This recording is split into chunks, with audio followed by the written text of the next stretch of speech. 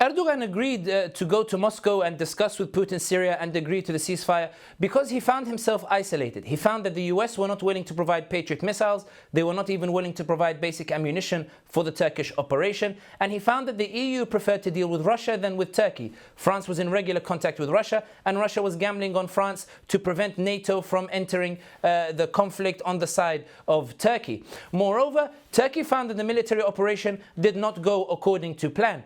Turkey invited Putin to discuss the escalation in Turkey. Putin refused to visit Turkey, but Putin also refused to receive Erdogan in Moscow unless Erdogan had suffered a military defeat on the ground. And Putin did not actually agree to the meeting with Erdogan until Suraqib was taken from the Turkish forces. In other words, until Russia had pushed back Turkish forces and delivered a military defeat to Turkish forces. So why did Erdogan go to Moscow despite a military defeat and despite all the odds being against him? The reality is that the key driving factor was not just the isolationism from the international community, from the US, from the EU, from Russia and the like.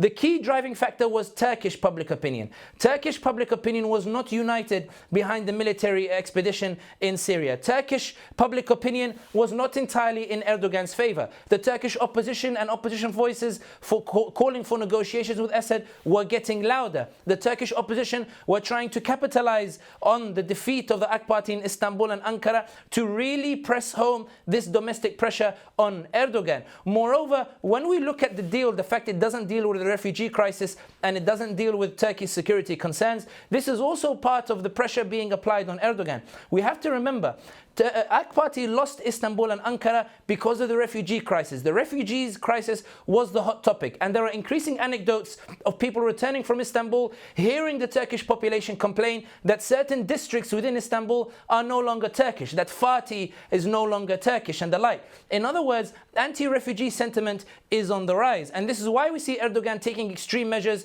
of opening the border with Europe and actually conducting an expedition in northern Syria, because Erdogan is starting to pay a heavy political price.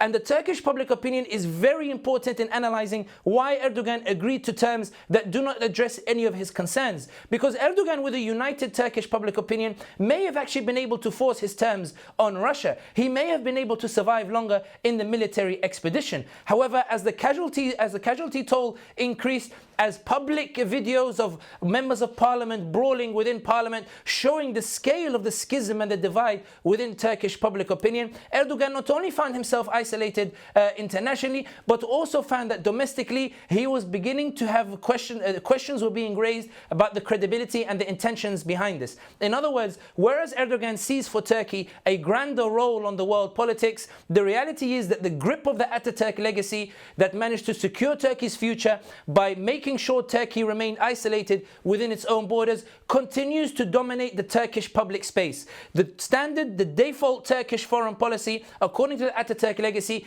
is isolationism. Erdogan, despite 2 decades of power, has still been unable to transform this notion of Turkey, of a Turkish public opinion, of convincing them that Turkey should play a larger role on the international stage. And this is why Erdogan went to Moscow, why he went there humbled, and why he signed that agreement. Because the Turks did not stand by their president. This is the reason why, and this is why when we look at this particular agreement, the ceasefire has been called, but it's already been violated by Bashar al-Assad, it's already been violated by Assad forces, and the reality is that Turkey finds itself unable to assert itself because it's isolated internationally, but also because Turkish public opinion is not keen on Turkey playing a major role in Syria.